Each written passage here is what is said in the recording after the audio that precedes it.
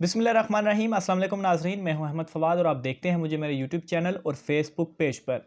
नाज़रीन, आज के वीलॉग में जहांगीर तरीन के ऊपर जो मुकदमा चल रहा है, जहांगीर तरीन का जो एक केस है, उस केस के हवाले से कुछ जो चीज़ें हैं वो मैं आपके सामने रखूँगा कि असल में उनके ऊपर जो इल्ज़ामात हैं वो हैं क्या, और उनके ख़िलाफ़ ये जो कार्रवाई हो रही है आखिर ये कार्रवाई क्यों हो रही है।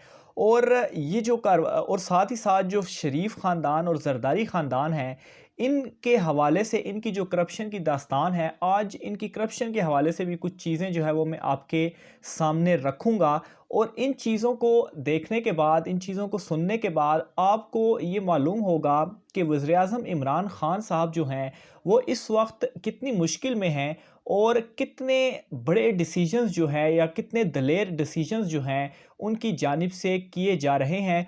और उनका जो एक वादा था आवाम से कि किसी सूरत भी जो है वो ये जो करप्शन है इसको पकड़ेंगे, एहतसाब जो है वो होगा, चाहे वो उनका दोस्त हो या कोई और हो, वो किसी को भी जो है वो नहीं छोड़ेंगे, ये उनका आवाम से वादा था।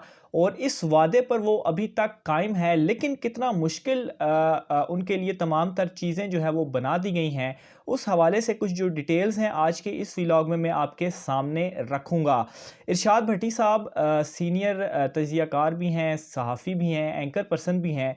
उनकी जानिब से एक कॉलम जो है वो लिखा गया है और वो कॉलम मैं आपको आज पढ़कर सुनाता हूँ इस व्लॉग में। उसके बाद आपको ये अंदाज़ा हो सकेगा कि वज़ीर-ए-आज़म इमरान ख़ान इस वक्त, चूँकि ऑब्वियसली जहांगीर तरीन साहब जो हैं वो बड़े करीबी उनके दोस्त हैं, किस तरह से जब हुकूमत भी ये बन रही थी तो किस तरह से वज़ीर-ए-आज़म इमरान ख़ान का उन्होंने साथ दिया। अलबत्ता अभी तक तो उन पर इल्ज़ामात ही हैं, एफ़आईए ने जो चीज़ें कहीं, उनका शरीफ ख़ानदान का तो चलो मामला ही और है। वो तो एक अरसे से जो है वो एक जद्दी पुश्ती वो कहें तो अब उनके बच्चे भी जो है वो अब उन्हें इक़्तिदार में लेकर वो आना चाहते हैं। जहांगीर तरीन पर बेशक इल्ज़ामात ही हैं अभी, लेकिन उसके बावजूद भी जो एहतसाब का फ़ैसला है वज़ीर-ए-आज़म इमरान ख़ान का, उस पर वो कायम है। आज उनका जो कॉलम है वो पहले कॉलम आप सुनिए, फिर उसके बाद कुछ मज़ीद डिटेल्स जो हैं वो मैं आपके सामने रखता हूँ। अच्छा, इरशाद भट्टी साहब जो कॉलम लिखते हैं उसको वो उन्वान देते हैं कि एक जैसे बड़े एक जैसे काम।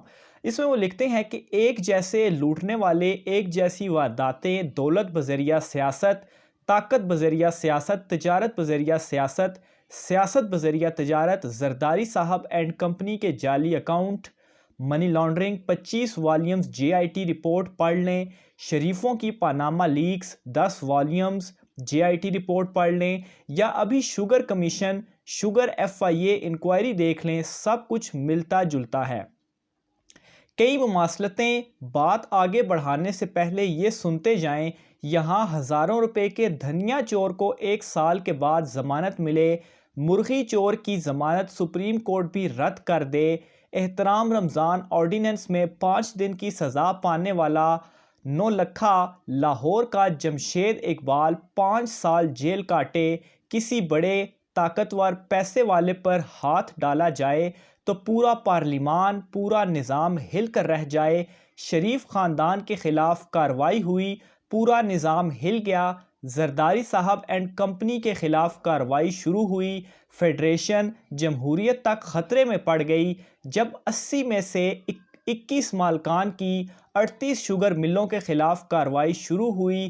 ख़ास तौर पर जहांगीर तरीन के ख़िलाफ़ एफआईआर्स कटी तो हुकूमत ख़तरे में पड़ गई। यही वजह कि माशाल्लाह दर्जनों केसों के बावजूद हाउस ऑफ शरीफ बाहिर, 20 केसों के बावजूद जरदारी साहब एंड कंपनी बाहिर, शुगर घपलों फ्रॉडों के बावजूद शुगर माफिया मौजे कर रहा। खैर, अपने असल मौजू की तरफ आते हैं। यहाँ बड़ों का तरीका वारदात एक सा, बड़ों के बड़े काम एक से। जैसा कि पहले बताया, जरदारी साहब के 25 वॉल्यूम्स, शरीफों के 10 वॉल्यूम्स और शुगर माफिया में बहुत मुमासलतें। हम यहाँ शुगर माफिया से मुल्क के सबसे बड़े शुगर सप्लायर जहांगीर तरीन को लेते हैं। पहली मुमासलत एफआईए बताइए। अच्छा, जरदारी साहब एंड कंपनी, शरीफों, जहांगीर तरीन की शुगर मिलें सब चीनी की सट्टाबाजी में मुलविस। दूसरी मुमासलत, सब के कैश बॉय شریف خاندان کے کئی کیش بوائے، یہ شریف خاندان کے اکاؤنٹس میں رقمیں جمع کرواتے نکلواتے، باقی چھوڑیں شریف فیملی کے کیش بوائے مسرور انور کے بارے میں تو ایف آئی اے تفصیلی رپورٹ لکھ چکا۔ ایف آئی اے کا کہنا ہے جہانگیر ترین کا بھی ایک بااعتماد کیش بوائے نام عامر وارث، یہ جہانگیر ترین اور ان کے خاندان کے ذاتی اکاؤنٹس میں رقمیں جمع کرواتا۔ اس حوالے سے ایف آئی اے نے اپنی ایف آئی آر نمبر 18/221 میں تفصیلی ذکر کر رکھا۔ اومنی گروپ اور زرداری صاحب کے باقی لوگوں کو چھوڑیں، صرف سٹینوگرافر مشتاق کو ہی لے لیں۔ صدر زرداری کے ساتھ 104 غیر ملکی دورے کیے۔ ابھی نیب نے زرداری صاحب کے خلاف 5واں ریفرنس فائل کیا۔ اس میں تمام تفصیلات کے کیسے 8 ارب کی مشتبہ ٹرانزیکشن ہوئی، کیسے کلفٹن کراچی جائیدادیں مبینہ کرپشن کے مال سے خریدی گئیں، اور اس میں سٹینوگرافر مشتاق نے کیسے کیش ہینڈلنگ کی۔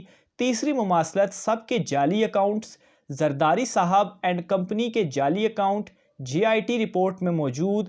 فالودے والے، نائی، دھوبی، ارب پتی لوگ مرنے کے بعد بینکاری کر رہے۔ شریف فیملی کے اکاؤنٹس، ڈرائیور پنو خان پولیس اہلکاروں کے نام پر، منظور پاپڑ والا، محبوب پھیری والا، ملک مسعود صاحب کے جعلی اکاؤنٹ۔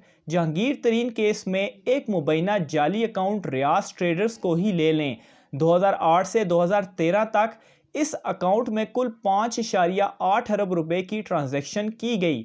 ایف آئی اے کا دعویٰ یہ اکاؤنٹ جے ٹی ڈبلیو کے چینی کے ایک بروکر ماجد ملک کے دفتر کے ایک کم آمدنی والے ملازم ریاض احمد کے نام پر، اور ملک ریاض احمد کے اس اکاؤنٹ سے جے کے فارمنگ، علی ترین مینگو فارم اور جے کے ڈیری تک کے اکاؤنٹ میں رقوم منتقل ہوتی رہیں جن کا چینی کے کاروبار سے کوئی تعلق نہیں۔ چوتھی مماثلت سب نے اوپن مارکیٹ سے ڈالر خرید کر مبینہ طور پر غیر قانونی طریقے سے باہر بھیجا۔ ایف آئی اے بتائیے شریف خاندان نے کالے دھن کو استعمال کرتے ہوئے اوپن مارکیٹ سے ڈالر خرید کر باہر بھیجی گئی ان رقوم کا شریف خاندان نے ذاتی استعمال کیا، اور ایف آئی اے کے مطابق 2008 میں شہباز شریف نے انہی رقموں سے برطانیہ میں جائیدادیں خریدیں۔ ایف آئی اے کا یہ بھی دعویٰ کہ شہباز شریف کا یہ کہنا کہ بینکوں دوستوں سے قرضہ لے کر برطانیہ میں جائیدادیں خریدیں، یہ مان بھی لیا جائے تو بھی شہباز شریف کا تو برطانیہ میں کوئی کاروبار نہ تھا۔ قرضہ اتارنے کے لیے رقم برطانیہ کیسے بھیجی گئی؟ کیا بھیجی گئی رقم سفید دھن یا کالا دھن؟ اسی طرح ایف آئی اے نے جہانگیر ترین کیس میں دعویٰ کیا ہے کہ 2011-2012 میں جب فاروقی پلپ میں جے ڈی ڈبلیو کی جانب سے جعلی سرمایہ کاری کی گئی تو اسی وقت جہانگیر ترین اور ان کا خاندان مبینہ طور پر اوپن مارکیٹ سے ڈالر خرید رہا تھا، اور لاہور کی اوپن مارکیٹ سے ڈالر کی خریداری کی قیمت $35,000 سے کم رکھی گئی تاکہ کسی ادارے کو خبر نہ ہو سکے۔ 2016 میں مبینہ طور پر علی ترین کی جانب سے $7.4 ملین برطانیہ بھیجے گئے اور وہاں جائیدادیں خریدی گئیں۔ زرداری صاحب اینڈ کمپنی کی تفصیل 25 والیومز میں موجود۔ پانچویں مماثلت سب کی فرنٹ کمپنیاں، زرداری صاحب اینڈ کمپنی کی فرنٹ کمپنیاں نیب کے مطابق شریفوں کی صرف حدیبیہ پیپر مل ایک فرنٹ کمپنی کو لے لیں، یہ منی لانڈرنگ کے لیے کیسے استعمال ہوئی؟ اس میں شریف خاندان نے جعلی اکاؤنٹ سے پیسہ سرمایہ کاری کے طور پر منتقل کیا، بعد میں اس رقم کو اپنے ذاتی استعمال میں لایا اور کالا دھن اسی جعلی سرمایہ کاری سے سفید کیا۔ اسی طرح اب ایف آئی اے نے ترین کیس میں فاروقی پلپ مل کیس کی بھی تحقیقات شروع کی ہیں کہ کس طرح شیئر ہولڈرز کا 3 ارب روپیہ ایک بند کمپنی میں لگایا گیا اور پھر وہ رقم کبھی ریکور نہ ہوئی۔ یہی نہیں، فاروقی پلپ مل کو قرضہ دلوانے کے لیے جے ڈی ڈبلیو کی جانب سے گارنٹی بھی دی گئی۔ کچھ اسی طرح رمضان شوگر ملز کیس میں بھی ہوا، جہاں رمضان شوگر ملز کی گارنٹی ایک جعلی فرنٹ کمپنی بینک سے قرضہ دلوانے کے لیے استعمال کی گئی تھی۔ یہ تو چند مثالیں، ایسی بیسیوں مثالیں اور بھی آپ نے نوٹ کیا یہاں بڑوں کے کاموں میں کتنی مماثلتیں. ایک اور مماثلت اس کے علاوہ بھی جب ان سے سوال پوچھ لو، ان کے خلاف انکوائری شروع ہو جائے تو ان کا اداروں پر اثر انداز ہونے کا طریقہ کار بھی ایک جیسا ہی. 73 برس گزر گئے، آج تک کسی ایک کا بھی اصل والا احتساب نہ ہو سکا. کیس بنے، برسوں چلے، ڈیلیں ہوئیں اور فائلیں سرد خانے میں چلی جائیں. کمزور نظام، مضبوط شخصیات، بچانے والے کمزور، لوٹنے والے طاقتور. اب تو وہ وقت آ گیا، اچھے خاصے سمجھدار کہہ رہے ہوں گے یار کیا کرپشن لگا رکھی. مطلب میری قوم ذہنی طور پر تیار ہو چکی کہ ملک کو اللہ کے رحم و کرم پر رہنے دیا جائے، جتنا مرضی نوچیں، جتنا مرضی کھائیں. سوری، یہ جو آخری لائن دوبارہ پڑھتا ہوں. مطلب میری قوم ذہنی طور پر تیار ہو چکی کہ ملک کو چیلوں کے رحم و کرم پر رہنے دیا جائے، جتنا مرضی نوچیں، جتنا مرضی کھائیں. تو ناظرین، اس کالم کو سننے کے بعد اس چیز کا ہمیں اندازہ ہوتا ہے کہ آیا عمران خان صاحب جو ہیں وہ اس وقت ان کا جو احتساب کا نعرہ تھا، اس وقت وہ کتنی مشکل میں جو ہے وہ یہ تمام تر معاملات کر رہے ہیں، اور کتنے بڑے جو مافیاز ہیں، ان مافیاز پر عمران خان نے جو ہے وہ ہاتھ ڈالا ہے. لیکن ابھی بھی ان کا ایک ہی نعرہ ہے کہ کسی صورت NRO جو ہے وہ کسی کو بھی نہیں ملے گا. اپنا خیال رکھیے گا ناظرین، مجھے اجازت دیجیے، اللہ حافظ.